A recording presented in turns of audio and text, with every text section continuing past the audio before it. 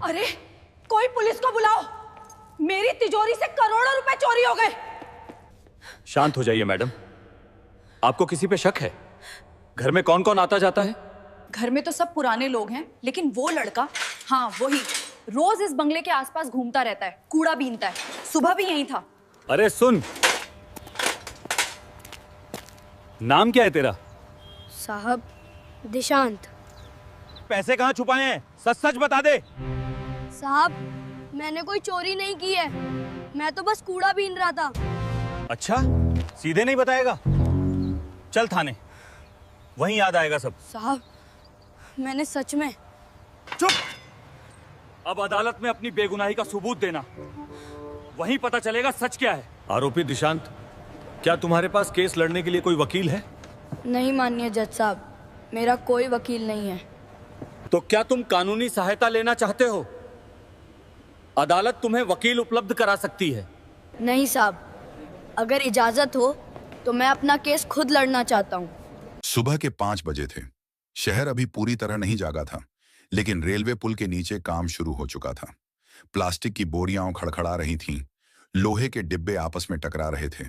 एक बूढ़ा आदमी बोला, जल्दी कर दिशांत, सूरज निकल आया तो अच्छा कबाड़ कोई और उठा ले जाएगा। दिशांत ने सिर उठाकर उसकी तरफ देखा, कुछ नहीं बोला, बस फटी बोरी कंधे पर टांगी और आगे बढ़ गया। 17 साल का दुबला पतला लड़का, कंधे पर बोरी, हाथ में टेढ़ी लोहे की छड़ी। माँ कई साल पहले बीमारी से चली गई थी। पिता रिक्शा चलाते थे, लेकिन एक हादसे के बाद चल नहीं पाते। घर रेलवे लाइन के पास टीन की छत वाला छोटा कमरा था। कूड़ा उसके लिए गंदगी नहीं था, वही कमाई थी, उसी से घर चलता था। कभी कभी उसी कूड़े में उसे ऐसी चीजें मिल जाती थीं जो बाकी लोगों के लिए बेकार थीं, लेकिन उसके लिए कीमती। एक दिन पुराने अखबारों और फटे कागजों के ढेर में उसे एक किताब मिली। कवर पर लिखा था, भारतीय संविधान का परिचय। पन्ने मुड़े हुए थे, धूल जमी थी, लेकिन अक्षर साफ थे। उसने बिना ज्यादा सोचे किताब बोरी में रख ली। शाम को जब वह घर लौटा और पिता दवाई लेकर सो गए, तब उसने पहली बार वह किताब खोली। शब्द कठिन थे, कई जगह समझ में नहीं आते थे, लेकिन एक पंक्ति उसके मन में अटक गई, सभी नागरिक कानून की नजर में समान हैं। उसने उस वाक्य को 2-3 बार पढ़ा। उसे लगा जैसे यह बात सीधे उसी से कही गई हो। अगले दिन जब उसने यह बात अपने दोस्त नसीम को बताई, तो नसीम हंस पड़ा। ये क्या करेगा तू पढ़ के? बराबर तू और वो बड़े लोग, हाँ? सपने कम देखा कर। दिशांत मुस्कुराया नहीं, उसने बस कहा, पता नहीं, पर अगर लिखा है तो कभी तो सच होगा। उस रात से वह रोज थोड़ा थोड़ा पढ़ने लगा। कई शब्द समझ नहीं आते थे तो वह अनुमान लगाता। कभी कभी पास के सरकारी स्कूल की दीवार पर लगे पोस्टर पढ़कर शब्दों का मतलब जोड़ने की कोशिश करता। उस दिन भी सब सामान्य था। वह सड़क किनारे पड़े कूड़े में प्लास्टिक और कबाड़ छांट रहा था। पास ही शहर के जाने माने व्यापारी का बड़ा बंगला था। वह अक्सर वहीं से गुजरता था, क्योंकि वहां अच्छा कबाड़ मिल जाता था। दोपहर तक सब सामान्य था। फिर अचानक बंगले के अंदर से शोर उठा। घर के अंदर से एक औरत की घबराई हुई आवाज आई, चोरी हो गई, घर में चोरी हो गई। लॉकर से करोड़ों रुपए गायब हैं। बंगले का गेट खुला, लोग बाहर भागे, नौकर चाकर इधर उधर दौड़ने लगे। माहौल अचानक बदल गया। मालकिन रो रही थी, लॉकर से पैसे गायब हैं। कुछ ही देर में पुलिस आ गई। एक पुलिस वाले ने सख्त आवाज में पूछा, आज सुबह यहाँ कौन कौन था? मालकिन की नजर इधर उधर घूमी और आकर दिशांत पर टिक गई। वही लड़का रोज यहीं घूमता है, शक उसी पर है। दिशांत ने छड़ी कसकर पकड़ ली। उसने हिम्मत जुटाकर कहा, मैंने कुछ नहीं किया मैडम, मैं तो बाहर ही था। मालकिन ने तीखी आवाज में जवाब दिया, तो पैसे हवा हो गए क्या? रोज यहीं मंडराता रहता है। बहुत चालाक बन रहा है। चल थाने, वहीं सच उगलेगा। साहब सच कह रहा हूँ, मैं अंदर नहीं गया। तभी नसीम दौड़ता हुआ आया। साहब ये चोरी नहीं करता। हम लोग तो बस। नसीम ने बात पूरी भी नहीं की थी कि कांस्टेबल ने उसे झिड़कते हुए पीछे धकेल दिया। कांस्टेबल गुर्राया, बहुत बोलता है, वकील बनेगा तू? नसीम ने होंठ दबा लिए, आंखों में पानी भर आया। हम गरीब हैं साहब, चोर नहीं। चल गाड़ी में बैठ। भीड़ में से किसी ने फुसफुसाकर कहा, ऐसे ही होते हैं, मौका मिले तो हाथ साफ। थाने में रात तक पूछताछ चली। उसके पास न वकील था न कोई पहचान। बार बार वही सवाल, वही शक। कब अंदर गया? पैसे कहां छुपाए? मैं अंदर गया ही नहीं। रात गहराती गई। आखिरकार उसे लॉकअप में बंद कर दिया गया। लोहे की सलाखों के पीछे बैठा वह दीवार से टिक गया। पहली बार उसे महसूस हुआ कि सच बोलना काफी नहीं होता, उसे साबित भी करना पड़ता है।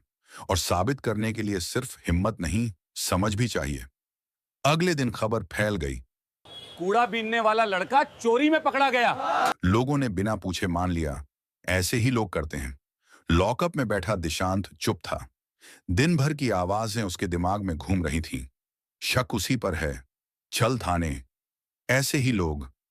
उसने धीरे से खुद से पूछा, अगर कानून सबके लिए बराबर है तो मुझे ही क्यों डर लग रहा है? वह दीवार से टिककर बैठा रहा। अब उसे समझ आ रहा था कि सिर्फ सच बोलना काफी नहीं है। अगर कोई सुनने को तैयार न हो तो तुम्हें खुद खड़े होकर अपनी बात मनवानी पड़ती है। अगली सुबह दिशांत को पुलिस वैन में बैठाकर जिला अदालत लाया गया। उसके हाथों में हथकड़ी नहीं थी, लेकिन रास्ते भर लोग उसे ऐसे देख रहे थे जैसे फैसला पहले ही हो चुका हो। अदालत की सीढ़ियां चढ़ते हुए उसे पहली बार एहसास हुआ कि अब बात सिर्फ आरोप की नहीं है, अब उसे खुद अपनी बात साबित करनी होगी। अंदर कोर्ट रूम में हल्की फुसफुसाहट चल रही थी। लकड़ी की पुरानी बेंचों पर बैठे लोग अपने अपने मामलों की बारी का इंतजार कर रहे थे। जब उसका नाम पुकारा गया, राज्य बनाम दिशांत, तो कई गर्दनें उसकी तरफ मुड़ी। पीछे की बेंच से किसी की धीमी आवाज आई, अरे वही लड़का कूड़ा बीनता है। दूसरी आवाज और भी धीमी थी, हाँ उसी पर चोरी का इल्जाम है। दिशांत ने सिर झुकाया नहीं, वह सीधे सामने देखता हुआ खड़ा रहा। लेकिन शब्द कानों तक साफ पहुंच गए थे। सरकारी वकील खड़ा हुआ और बोला, माननीय न्यायालय, आरोपी घटना के समय घटनास्थल के पास मौजूद था। उसे कई बार उस घर के आसपास देखा गया है। संदेह के आधार पर पूछताछ की गई और परिस्थितियां उसके खिलाफ इशारा करती हैं। जज ने शांत स्वर में पूछा, आरोपी के पास वकील है? दिशांत ने इधर उधर देखा। उसके पिता पीछे की बेंच पर बैठे थे, कमजोर और असहाय। उनके पास इतना पैसा नहीं था कि कोई वकील खड़ा कर सके। सरकारी वकील ने कहा, माननीय न्यायालय, यदि आरोपी चाहे तो उसे विधिक सहायता उपलब्ध कराई जा सकती है। जज ने दिशांत की ओर देखा, क्या तुम कानूनी सहायता लेना चाहते हो? अगली तारीख दी जा सकती है। दिशांत कुछ पल चुप रहा। उसे याद आया वही पुरानी किताब जो उसे कूड़े के ढेर में मिली थी। रात को घर लौटकर वह उसे पढ़ता था। सब समझ नहीं आता था, लेकिन एक बात साफ थी, हर आदमी को अपनी बात कहने का अधिकार है। उसे वह लाइन याद आई, कानून के सामने सब बराबर हैं। उसने धीरे से हाथ उठाया। माननीय जज साहब, क्या मैं अपनी बात खुद रख सकता हूं? जज ने पूछा। तुम्हें कानून की जानकारी है? दिशांत ने कहा, पूरी नहीं, लेकिन जो समझ पाया हूँ उतना काफी है अपनी बात कहने के लिए। जज ने कुछ पल सोचा, फिर कहा, ठीक है, फिलहाल सुनवाई शुरू करते हैं। लेकिन याद रखो, अदालत में बोले गए हर शब्द की जिम्मेदारी होती है। सरकारी पक्ष ने गवाह पेश किया, घर की मालकिन। वह खड़ी हुई और बोली, सुबह लॉकर खुला मिला, पैसे गायब थे और घर के बाहर सिर्फ वही लड़का दिखा था। उसने उंगली से दिशांत की ओर इशारा किया। रोज वही मंडराता रहता है। ऐसे लोग अक्सर चोरी करते हैं। अदालत में कोई खास प्रतिक्रिया नहीं हुई। दिशांत चुप खड़ा रहा, लेकिन यह आखिरी वाक्य उसके भीतर कहीं गहरा उतर गया। जज ने उसकी ओर देखा। तुम कुछ कहना चाहते हो? मैं रोज वहां से गुजरता हूं क्योंकि वहां कूड़ा मिलता है, लेकिन उस दिन मैं घर के अंदर नहीं गया। अगर मैं चोरी करता तो वहीं बाहर क्यों खड़ा रहता? तुम ये साबित कर सकते हो? दिशांत कुछ पल चुप रहा। उसे उस सुबह की हर बात साफ याद थी। दूध वाले से हुई बात, दुकान से लिया हुआ पानी और कूड़े से निकला टूटा मोबाइल। उसका दिन लगभग हमेशा एक जैसा होता था। वह जानता था कि वह घर के अंदर नहीं गया था। फिर उसने सिर उठाकर कहा, उस दिन सुबह मैं सड़क किनारे दूध वाले से बात कर रहा था। पास की दुकान से पानी लिया था, कूड़े से एक टूटा मोबाइल भी निकाला था। मैं बाहर ही था, अंदर गया ही नहीं। अगर शक है तो साबित कीजिए। क्या उस घर के बाहर कैमरा है? कैमरा है, लेकिन उस दिन की फुटेज मेरे पास नहीं है। क्या सीसीटीवी फुटेज अदालत में पेश की गई है? जांच जारी है। सुनवाई की तारीख आगे बढ़ा दी गई। जज ने कहा कि अगली तारीख पर सीसीटीवी फुटेज पेश की जाए। दिशांत को वापस ले जाया गया। लॉकअप में लौटते समय उसने सोचा, अगर सच मेरे साथ है तो मुझे डरने की जरूरत नहीं। लेकिन सच को साबित करना आसान नहीं होता। बाहर उसके पिता खड़े थे। उनकी आंखों में डर था। बेटा, क्या होगा?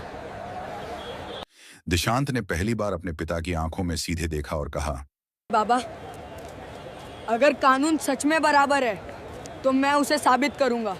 अगली सुनवाई का दिन पिछले दिनों से अलग था। अदालत के बाहर हलचल ज्यादा थी।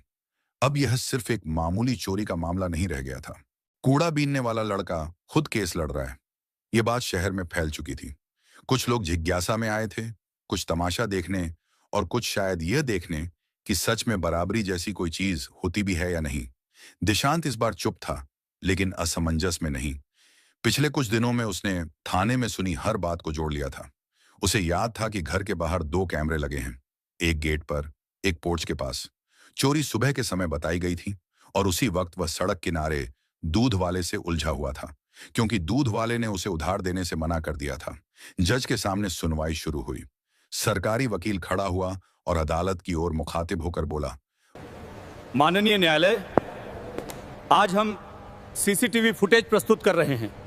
वीडियो चलाया गया। अदालत में सन्नाटा था। सबकी नजरें स्क्रीन पर टिक गईं। वीडियो चला। सुबह का समय। गेट खुलता बंद होता दिख रहा था। कुछ घरेलू स्टाफ अंदर बाहर जाते दिखे। एक फ्रेम में दिशांत दूर सड़क पर दिखाई दिया, बोरी कंधे पर डाले हुए। वह कूड़े के ढेर के पास झुका हुआ था, लेकिन घर के अंदर जाते हुए वह कहीं नहीं दिखा।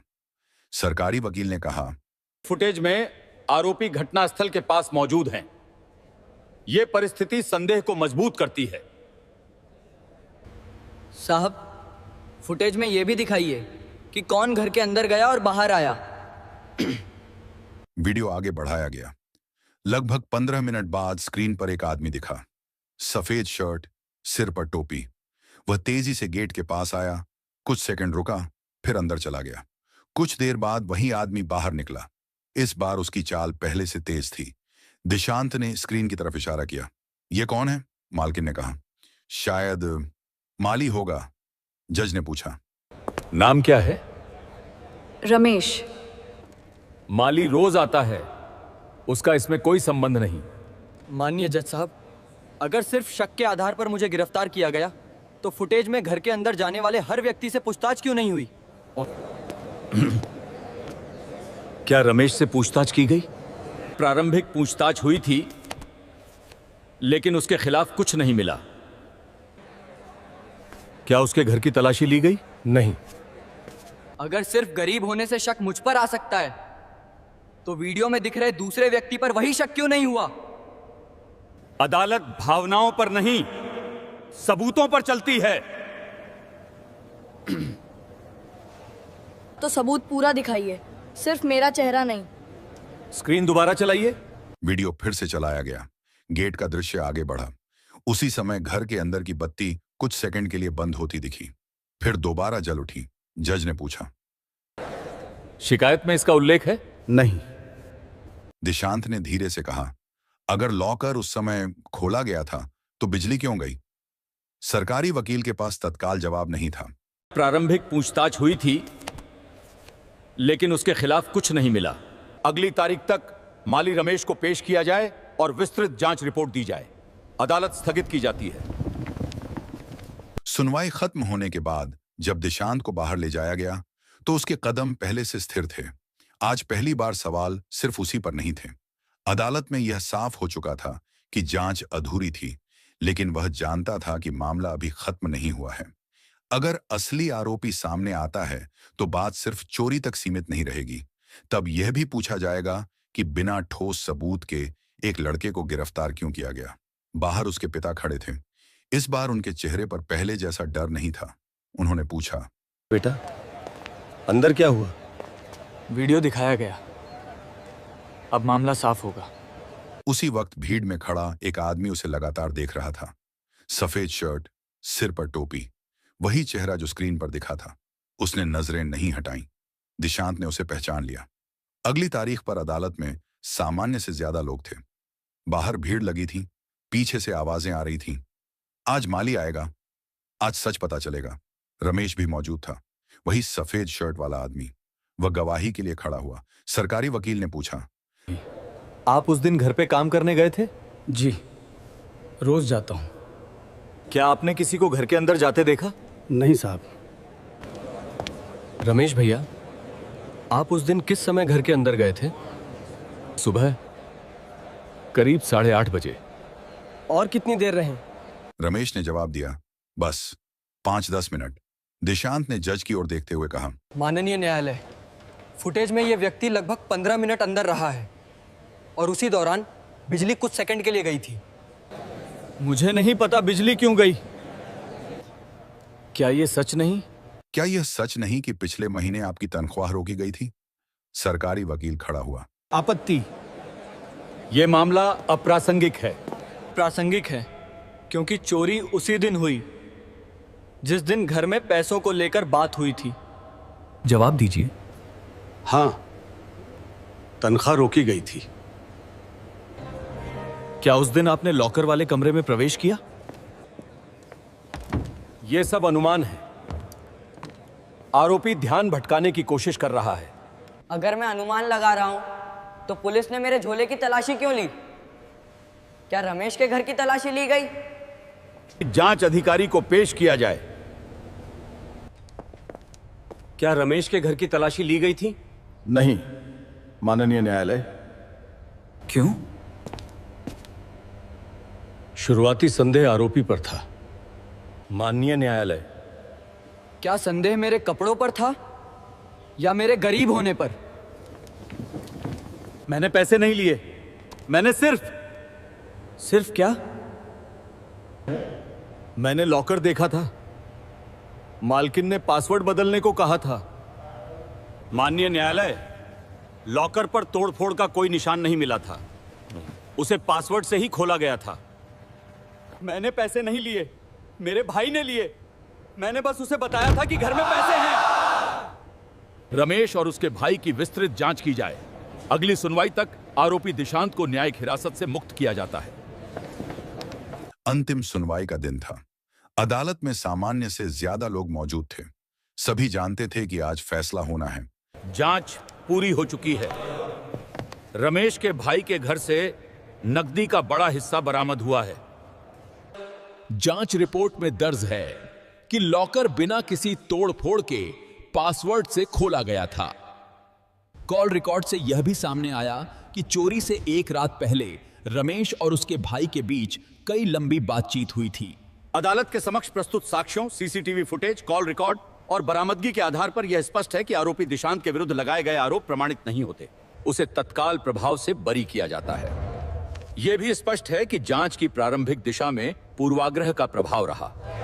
किसी व्यक्ति की सामाजिक या आर्थिक स्थिति उसके विरुद्ध साक्ष्य नहीं हो सकती।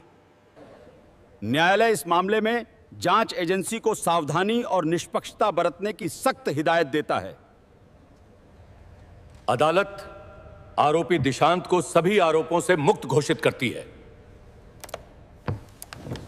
अदालत ने जांच में हुई जल्दबाजी पर भी टिप्पणी दर्ज की। दिशांत को बोलने का अवसर दिया गया। वह खड़ा हुआ और बोला, माननीय न्यायालय, अगर मैं पढ़ना नहीं जानता तो शायद बोल भी नहीं पाता। मुझे कानून पूरा नहीं आता, लेकिन इतना समझ आया कि सवाल पूछना जरूरी होता है। गरीब होना अपराध नहीं है। बाहर निकलते समय वही लोग खड़े थे जिन्होंने पहले दिन उसे शक की नजर से देखा था। इस बार कोई कुछ नहीं बोला। दूध वाला आगे आया और हल्के स्वर में कहा, उधार अभी भी बाकी है, लेकिन आज मत सोच। रमेश को पुलिस ने हिरासत में ले लिया था। जाते समय उसने एक बार दिशांत की ओर देखा, फिर नजरें झुका लीं। अगले दिन भी उसे सुबह उठना होगा, पिता की दवाई लेनी होगी, घर वहीं रहेगा। लेकिन अब उसे एक बात समझ आ चुकी थी, आवाज तब तक छोटी रहती है जब तक उसे इस्तेमाल न किया जाए। कुछ दिनों बाद एक स्थानीय वकील उससे मिलने आया। उसने कहा, अगर पढ़ना चाहो तो मैं मदद कर सकता हूँ। हर केस जीतने के लिए नहीं लड़ा जाता, कुछ केस समझने के लिए भी लड़े जाते हैं। उस रात दिशांत ने फिर से वही पुरानी संविधान की किताब खोली। इस बार वह सिर्फ पढ़ नहीं रहा था, वह तैयारी कर रहा था। संदेह अक्सर आसान रास्ता चुनता है, सच मुश्किल रास्ता। कपड़े, हालात या गरीबी किसी को अपराधी नहीं बनाते, लेकिन चुप रहना कई बार गलत को मजबूत कर देता है। बराबरी सिर्फ किताब में नहीं होती, उसे खड़े होकर मांगना पड़ता है।